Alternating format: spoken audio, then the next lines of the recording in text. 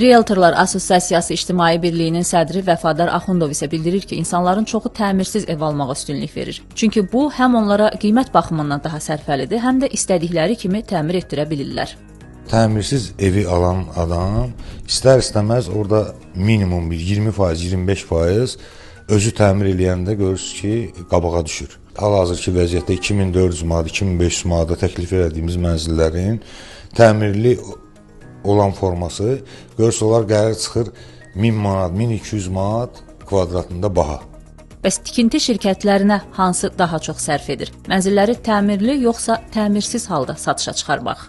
Tikinti şirkətlərinə sərf eləyir, onları padmayak formasında satmaq. Nəyə görə? Çünki əgər şirkət onu təmir eləyirsə, görürsünüz ki, uzun müddət o həmin təmirlər satılmır. Ya xunası balıqcı olur, ya məndən qonaq otağı başqa formada istəyən adamlar var ki, onlar gəlirlər, onların öz zövqlərinə uyğun olmadığına görə həmin mənzillər satılmır.